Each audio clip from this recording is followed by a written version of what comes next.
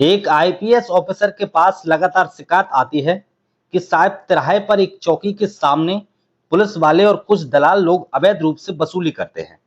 ना दो तो गालियां देते हैं, कई बार मारपीट भी करते हैं। जैसे ही आईपीएस ऑफिसर ने यह बात सुनी, उन्हें लगा कि शायद कोई जानबूझकर शिकायत कर रहा है और चौकी और पुलिस को शायद बदनाम करने की कोशिश कर रहा है। लेकिन आईपीएस ऑफिसर को जो दोबारा तिबारा चौथी बार शिकायत मिलती है, तो उन्हें लगता है कि शायद कुछ ना कुछ बात है, देखनी चाहिए। वो आईपीएस ऑफिसर अपने सीनियर आईपीएस ऑफिसर बातचीत करते हैं और कहते हैं कि साहब कुछ इस तरह की बात है। तब दोनों आईपीएस ऑफिसर मिलकर एक प्लानिंग करते हैं, कहते हैं कि क्यों ना कंडक्टर बनकर खुद देखते हैं और देखने के बाद पता करते हैं कि आखिरकार इसमें कितनी सच्चाई है। अब एक ट्रक ड्राइवर से बात करते हैं। ट्रक ड्राइवर से बात करने के बाद खुद दोनों कंडक्टर बन जाते हैं और साथ ही एक और व्यक्ति यानी कि एक और सब इंस्पेक्टर होता है, उसे भी अपने साथ बिठा लेते हैं। जैसे ही ट्रक उस चौकी के सामने गुजर रहा था, तभी एक पुलिस वाला आता है, साथ में एक और आम व्यक्ति होता है। दोनों मिलकर उस ट्रक को रोक लेते हैं और ट्रक को रोकते हैं। तो उसके बाद कहते हैं कि निकालो पैसे। जब आप पैसे निकालने की बात आती है, तो उस ड्राइवर को जैसा बताया गया था बोलने के लिए, जैसा डायलॉग की डिलीवरी करने के लिए कहा गया था, ड्राइवर तो वैसे ही बात कर रहा था। लेकिन आईपीएस ऑफिसर जो होते हैं, वो कहते हैं कि भाई किस बात के पैसे। तो उधर से आवाज आती है कि क्या तुम शायद नए हो इसलिए इस तरह की बातें कर रहे हो, अभी दो डंडे पड़ जाएंगे तो शायद तुम पैसे निकाल के चुपचाप दे दोगे। वो पूछते हैं कि तुम कौन हो।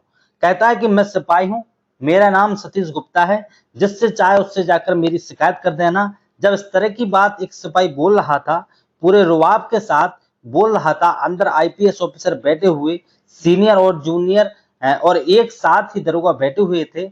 उस सिपाही को यह पता नहीं था कि उसके सीनियर ऑफिसर भी बैठे हुए हैं। तुरंत ही दरोगा कूदकर उस ट्रक के नीचे जाते हैं और जाकर उस सिपाही का हाथ पकड़ लेते हैं। कहते हैं कि तुम जो 500 रुपए की वसूली कर रहे हो, वे किसके कहने पर कर रहे हो। तब वो बोलता है कि साहब यह वसूली मैं अपने लिए नहीं कर रहा हूं, बल्कि मुझसे तो एसएचओ साहब ने बोला था, उनसे उनके लिए कर रहा था। पूछते हैं कि वो व्यक्ति कौन था। वो कहते हैं कि साहब वो तो प्राइवेट था, लेकिन वह प्राइवेट व्यक्ति वो वहां से भाग जाता है। इसके बाद कानूनी प्रक्रिया शुरू हो जाती है। कानून प्रक्रिया कुछ ऐसी शुरू होती है कि इसमें 7 पुलिस वाले 23 लोगों पर एफआईआर दर्ज हो जाती है। साथ ही जो चौकी और साथ ही थाने, इसमें लगभग 17 पुलिस वाले सस्पेंड हो जाते हैं। और बात यहीं तक नहीं थमती है, बात पहुंच जाती है उत्तर प्रदेश के मुख्यमंत्री योगी आदित्यनाथ के पास। अब जैसे ही उनके पास बात पहुंचती है, तो जिले के एसपी और एएसपी साहब होते हैं, उनका भी अचानक ही तबादला हो जाता है। और यही बात अखबार, सोशल मीडिया, टेलीविजन, हर किसी के माध्यम से यह खबर पूरे हिंदुस्तान में जब वायरल होने लगती है, तो वह दोनों जो आईपीएस ऑफिसर होते हैं, उनकी सब लोग वाहवाही करने लगते हैं।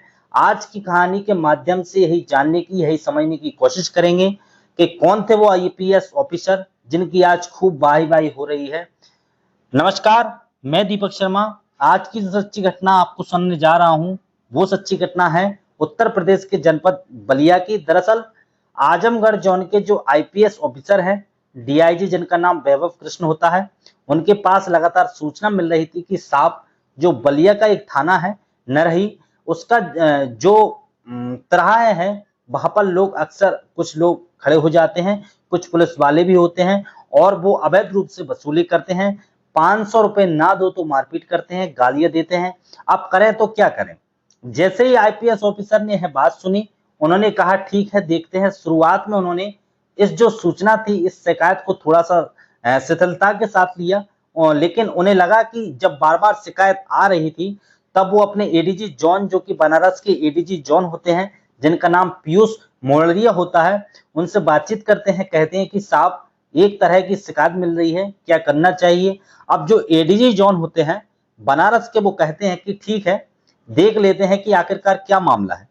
तभी 4 दिन लगातार 1-2 पुलिस वाले सादा वर्दी में उन दोनों जगह पर खड़े हो जाते हैं, ये देखने के लिए, जानने के लिए कि आखिरकार इसमें कितनी सच्चाई है, क्या ये शिकायत सच्ची है या झूठी है।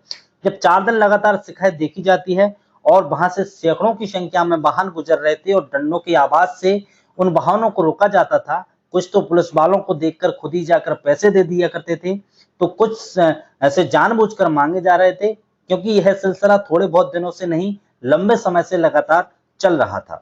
अब यह सूचना पहुंच जाती है आईपीएस ऑफिसर वैभव कृष्ण के पास, और साथ ही वो अपने सीनियर अधिकारी जो एडीजी जोन होते हैं पीयूष मोरडिया के पास कहते हैं कि बात तो सच है।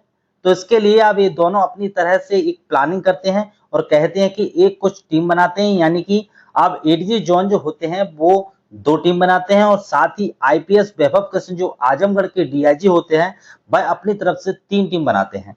टोटल मिलाकर 5 टीम बनाई जाती है, और 5 टीम को बनाने के बाद वो कहते हैं कि हम बलिया के जो नहरी थाना है उसके भरौली तिराहे पर हम लोग सिर्फ चलेंगे, देखेंगे, लेकिन करेंगे कुछ नहीं। इसके बाद वो सीधे हाथ से रात के लगभग 1 बजे के आसपास का वाक्य रहा होगा। 24 और 25 जुलाई 2024 की रात की बात है।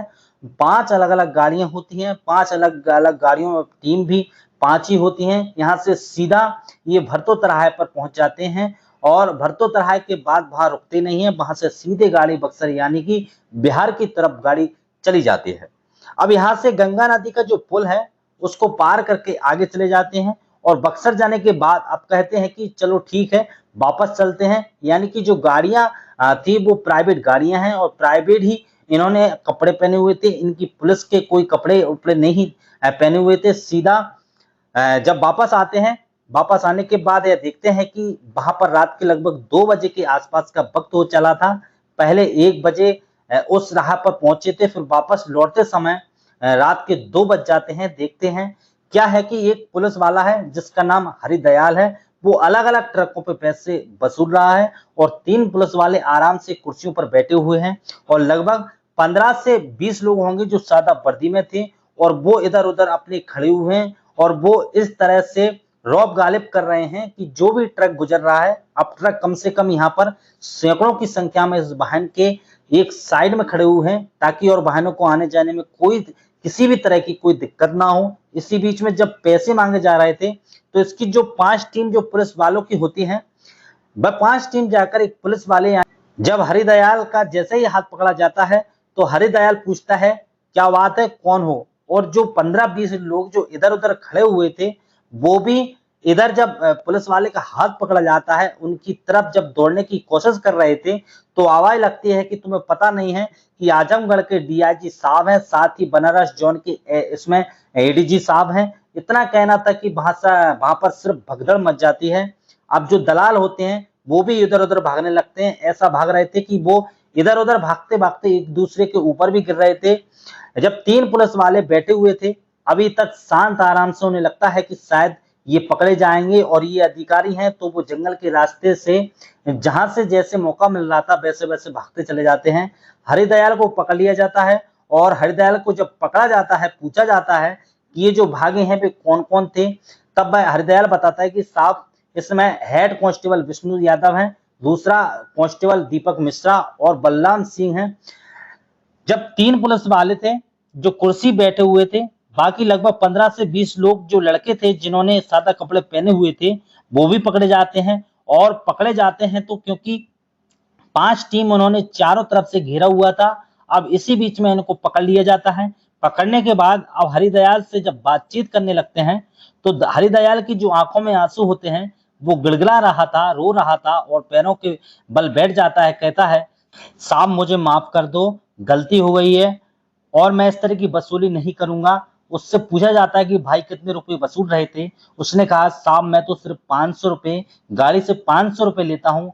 खैर पता नहीं, लेकिन अवैध रूप से वसूली जरूर हो रही थी, इसकी पक्की जानकारी है। जैसे इससे हरदयाल से पूछा जाता है कि तुम इस पैसे को करते क्या हो, तो कहता है कि साहब 100 रुपए तो हम पुलिस वाले रखते हैं, और 400 रुपए दे देते हैं पन्ना लाल जो एसएचओ साहब होते हैं उनको देते हैं, जो कि नरही थाने के इंचार्ज होते हैं। अब जैसे ही यह बात सुनी जाती है, तो कहता है कि साहब यहाँ पर मैं अकेला नहीं होता, बल्कि जो बाकी पुलिस वाले होते हैं रोटेशन के हिसाब से उनकी ड्यूटी लगती है, और पुलिस वालों के साथ ये 15-20 लड़के होते हैं, इनको महीने की तनख्वाह दी जाती है। यह सारे पैसे वसूल के हम लोगों को देते हैं, और हम लोग पैसों आगे जो एसएचओ साहब को पहुंचा देते हैं। इस तरह की जब बातें चल रही थी, ये हिसाब किताब लगाया जाता है। लगभग 1000 ट्रक पूरी रात में गुजर जाते हैं। बालू लेकर, जो कि बक्सर की तरफ से आते हैं और बिहार की तरफ से जब यूपी की तरफ कदम रखते हैं, तो जब हिसाब किताब लगाया गया तो लगभग 5 लाख एक रात में ही इस नरही थाने के पुलिस वाले जो होते हैं वसूल लेते हैं, और 5 लाख में से 4 लाख वो एसएचओ साहब को दे देते हैं। अब जैसे ही अधिकारियों की बात पता चलती है तो अधिकारी बड़े सख्ते में रह जाते हैं कि यह तो इन्फॉर्मेशन बिल्कुल ही सचमुच निकली, इसमें कोई झूठ नहीं होता है। अब एडीजी साहब और साथ ही जो बाकी पुलिस वाले थे, इन सब की तलाशी लेते हैं। तलाशी लेने के बाद उस वक्त 37,360 रुपए के आसपास मिलते हैं। अब यहाँ से अगली भी शिकायत थी, क्योंकि यहाँ से लगभग 5 किलोमीटर दूर एक चौकी पड़ती है कोरंटा डी पर भी शिकायत थी कि यहाँ पर भी इस तरह से होता है, यानी कि वसूली होती है। अब आईपीएस ऑफिसर वैभव कृष्ण और साथ ही एडीजी साहब जो होते हैं, वो उनसे आपस में बात कर रहे हैं कि सब आगे क्या करना है। वो कहते हैं कि आगे करना क्या है, यहाँ से कंडक्टर बन के चलते हैं और देखते हैं कि क्या कितनी सच्चाई है, क्या चौकी पर वसूली होती है नहीं होती है। लेकिन इतना तामा जामा अगर हम लेके जाएंगे, बाकी पुलिस वालों को लेकर जाएंगे, तो शायद इसमें गड़बड़ हो जाएगी। इन जितने भी लोगों पकड़े जाते हैं, इनको तो नरही थाने में बंद कर दिया जाता है। लेकिन ये सूचना अभी तक लीक नहीं हुई थी और इस बात की शर्त रखी जाती है कि आईपीएस ऑफिसर वैभव कृष्ण ने जो टीम का हिस्सा बनेगा, यदि किसी ने भी सूचना लीक करने की कोशिश की तो समझ लेना उसके खिलाफ एफआईआर दर्ज होगी और वो भी जेल जाएगा।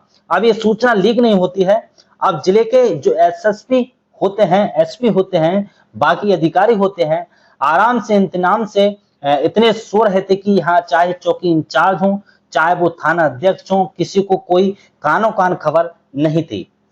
अब इतना बड़ा छापामारी हो रही थी और 5 टीम छापेमारी कर रही थी, तभी एक ट्रक ड्राइवर होता है जिनका नाम जयराम शर्मा होता है। उसका ट्रक ड्राइवर का नंबर होता है यूपी 61A2756। उससे बातचीत की जाती है, पूछा जाता है कि कहाँ जा रहे हो। कहता है कि साहब मैं तो गाजीपुर की तरफ जा रहा हूँ। कहते हैं कि हम भी आप आपके साथ बिठा लो और हम आप लोगों के साथ आपके कंडक्टर बन के जाएंगे और आपके साथी बन के जाएंगे, तो इसलिए आप इस बात का एहसास मत होने देना कि हम लोग अधिकारी हैं। यानी कि इसमें एडीजी साहब जो आईपीएस ऑफिसर पीयूष मोरडिया होते हैं, साथ ही आईपीएस ऑफिसर वैभव कृष्ण होते हैं और उनके साथ एक उनमें हमरा भी होते हैं जो सब इंस्पेक्टर होते हैं। तीनों अधिकारी ट्रक में बैठ जाते हैं उस ड्राइवर के साथ, और जैसे ही कोरंटा डी जो चौकी होती है उसके सामने से गुजरते हैं, तो वहां पहले से एक तो वहां की लाइन लगी हुई थी। हर वाहन को वो तब निकलने दे रहे थे जब वाहन से 500, यानी कि 500 तो वो एक नरही का जो इलाका वहां पर देकर आ रहे थे। अब भरौली राह पर जो आगे जो कोरंटा डी चौकी होती है, वहां पर भी वसूली होती है 500 वहां और 500 आगे। हालांकि चौकी में कभी 500 कभी 400 इस तरह से पैसे कम या ज्यादा भी हो जाते थे। वहां पर 2 व्यक्ति होते हैं, दोनों व्यक्ति आराम से डंडे मार मार के, या फिर जिस तरह से पुलिस का अपना रौब होता है, कुछ जिस तरह से रौब गाली करते हुए इस ड्राइवर को रोकते हैं जिसका नाम जयराम होता है, और जयराम से कहते हैं कि भाई पैसे निकालो। अब यहाँ आईपीएस ऑफिसर जैसे ही उस पुलिस वाले से बातचीत करने की कोशिश कर रहे थे, तो उस पुलिस वाले ने तुरंत कहा कि ज्यादा ज्ञान पीने की जरूरत नहीं है, नहीं तो डंडा पेल दिया जाएगा। कुछ इस तरह की भाषा का प्रयोग किया। जहां जो गाड़ी के अंदर सब इंस्पेक्टर बैठे हुए थे उन्हें थोड़ा गुस्सा भी आ जाता है, कूद के सीधा नीचे जाते हैं और जाने के बाद उस सिपाही को पकड़ लेते हैं। सिपाही का नाम होता है सतीश गुप्ता। सतीश चंद्र गुप्ता का जब हाथ पकड़ा जाता है, वह कहता है कि दिमाग खराब हो रहा है, तुम जानते नहीं हो किससे बात कर रहे हो। वह कहता है कि तुम्हें पता नहीं है तुम किससे बात कर रहे हो, मैं सब इंस्पेक्टर हूं और अंदर एडीजी साहब बैठे हुए हैं और साथ ही आईपीएस ऑफिसर वैभव कृष्ण कुमार बैठे हुए हैं। वैभव कृष्ण का नाम तो बहुत ज्यादा सुर्खियों में रहा है क्योंकि वो बेहद ईमानदार किस्म के अधिकारी रहे हैं, इसलिए पूरा प्रदेश के पूरे देश के बहुत सारी जगह में उन्हें जाना जाता है, पहचाना जाता है। जैसे ही सतीश चंद्र गुप्ता सिपाही ने जो वसूली कर रहा था उनसे यह बात सुनी, उसके हाथ पैर कांपने लगते हैं। और साथ में उसका खड़ा हुआ था अशोक नाम का एक और जो व्यक्ति सादा वर्दी में था, यानी कि वो पुलिस वाला नहीं था, वो सिर्फ पुलिस के लिए काम कर रहा था। महीना किसी को नौकरी पर रख लिया जाता है, बस मौका में अशोक तो वहां से भाग जाता है। अब सतीश चंद हाथ पैर जोड़कर कहने लगते हैं कि साहब मुझे माफ कर दो, मेरी कोई गलती नहीं है, मुझे तो चौकी इंचार्ज जो कि राजेश कुमार अलग अलग टाइम में अलग अलग पुलिस वालों की ड्यूटी लगाते हैं। उनका काम होता है कि वह दलालों के साथ मिलकर इन ट्रकों में जो बालू जाता है, रेत जाता है, इन ट्रक ड्राइवरों से वो 500 की वसूली करते हैं। बस इतना होना था। उसके बाद फिर यह बात बुरी तरह फैल जाती है, अखबारों में, टेलीविजन पर, साथ ही सोशल मीडिया पर, सभी जगह आने लगती है। और जब आने लगती है तो फिर यह बात इन अधिकारियों के पास तो थी। इन्होंने नरी थाने के जो इंचार्ज होते हैं, थाना अध्यक्ष होते हैं, जिनका नाम पन्ना लाल होता है, साथ ही सब इंस्पेक्टर मंगला प्रसाद, इनको सस्पेंड कर देते हैं। मुख्य आरक्षी विष्णु यादव, सिपाही हरिदयाल सिंह, दीपक मिश्रा, बलराम सिंह, उदयवीर सिंह, प्रशांत सिंह, ओम प्रकाश, यह नरी थाने का स्टाफ होता है। इसको तत्काल प्रभाव से निलंबित कर दिया जाता है। अब कोरंटा डीही की जो स्टाफ होता है उसमें प्रभारी राजेश कुमार होते हैं, साथ ही मुख्य आरक्षी चंद्रजीत यादव, औरंगजेब खां, सिपाही परमविंदर यादव, सतीश चंद्र गुप्ता, पंकज कुमार यादव, ज्ञानचंद और साथ ही धर्मवीर, कुल मिलाकर 17 पुलिस वाले होते हैं। इनको सस्पेंड कर दिया जाता है। अब अगला दिन निकलता है। जब दिन निकलता है तो उसके बाद फिर एसपी होते हैं इस जिले के, जिनका नाम होता है देवरंज वर्मा, साथ ही दुर्गा शंकर तिवारी जो कि एएसपी होते हैं। इनको कुछ नहीं पता था इनकी हमारे जिले की फला चौकी, फला थाने में कुछ इस तरह के बड़े अधिकारी यहाँ पर कार्रवाई कर रहे हैं। साथ ही जो सीओ होते हैं उनका नाम होता है शुभ सूचित, इनको भी कुछ नहीं पता था। यह दिन निकलता है, सुबह के 8-9 बजे के आसपास का वक्त था और इत्तेफाक से उसी नरही थाने की तरफ रुख करते हैं। नरही थाने पर अब कम से कम कई पुलिस वाले और कई दलाल वहां पर बंद हो जाते हैं। जैसे ही अंदर एंट्री होती है तो पता चलता है कि यहाँ पर तो रात डीआईजी और एडीजी साहब ने भारी पुलिस बल के साथ छापा मार दिया है। अब इनकी भी हालत खराब हो जाती है। इनको या तो पता था या फिर ना नहीं पता था होने के ये नाटक कर रहे थे। बात यहाँ से पहुंच जाती है मुख्यमंत्री कार्यालय तक और जैसे ही मुख्यमंत्री कार्यालय तक बात पहुंचती है तो एसपी देवरंज वर्मा, साथ ही एसपी एएसपी दुर्गा शंकर तिवारी, इनका तबादला कर दिया जाता है। इनको वेटिंग लिस्ट में डाल दिया जाता है और जो सीओ होते हैं सूचित, इनको भी सस्पेंड कर दिया जाता है, यानी कि निलंबित कर दिया जाता है। साथ ही आदेश कर दिए जाते हैं कि सीओ, थाना अध्यक्ष और चौकी इंचार्ज, इनकी संपत्ति की जांच होनी चाहिए कि आखिरकार इनके पास कितनी संपत्ति है। कहीं ऐसा तो नहीं है इन्होंने यहाँ पर लंबे समय तक रहते रहते इन्होंने बहुत सारा माल कमाया हो और जहां जहां भी इनकी संपत्ति, चाहे इनके नाम है, रिश्तेदारों के नाम है, किसी के भी नाम है, कुल मिलाकर इनकी जो जितनी भी संपत्ति चल अचल सबकी जांच पड़ताल होगी और जांच पड़ताल होने के बाद आगे कार्रवाई होगी। साथ ही जितने भी पुलिसकर्मी, यानी कि 15 से 17 पुलिस कर्मी जो होते हैं वह निलंबित हो जाते हैं और निलंबित पुलिस कर्मियों की जो आवाज थी उनकी सील कर दी जाती है। और क्योंकि जो उन्होंने अवैध रूप से वसूली की थी, उस वसूल में कितने हिस्सेदारी उन्होंने अपने पास रखी, कहाँ रखी, उनके बैंक खाते से लेकर उनके परिवार के कॉल डिटेल वगैरह जो है उसको सर्विलांस पर लगा दिया गया है। कॉल डिटेल सहित उनको निकाला जाएगा कि आखिरकार उन्होंने पिछले दिनों में कितने रुपए की अवैध रूप से वसूली की है। अब बात अधिकारियों तक थी, अब बात शासन तक पहुंच जाती है। तो सब इंस्पेक्टर सुशील कुमार इस मामले में एक एफआईआर दर्ज कराते हैं जिसमें 7 पुलिस वाले होते हैं, 23 उसमें टोटल मिलाकर 23 लोग होते हैं, जिसमें 7 पुलिस वाले होते हैं, जिनके ऊपर जो नई धाराएं, नया कानून जो बनाया भारतीय न्याय संहिता, उसकी धाराओं में मुकदमा दर्ज कर लिया जाता है। और मुकदमा दर्ज करने के बाद यह मामला फिर सोशल मीडिया पर बहुत तेजी के साथ वायरल होने लगता है। जिनके खिलाफ एफआईआर होती है उसमें आरक्षक हरिदयाल सिंह, आरक्षक सतीश गुप्ता, रविशंकर यादव, विवेक शर्मा, जितेश चौधरी, वीरेंद्र राय, सोनू सिंह, अजय कुमार, वीरेंद्र सिंह यादव, हरविंद्र यादव, रमाशंकर चौधरी, जवाहर यादव और धर्मेंद्र यादव, विकास राय, आगे हरेंद्र यादव, सलीम अंसारी, आनंद कुमार ठाकुर, दिलीप कुमार, हेड कांस्टेबल विष्णु यादव और आरक्षक दीपक मिश्रा, आरक्षक बलराम सिंह, थाना अध्यक्ष पन्ना लाल, उप निरीक्षक राजेश कुमार प्रभाकर, चौकी प्रभारी कोरंटा डी, इनके खिलाफ एफआईआर दर्ज कर ली जाती है।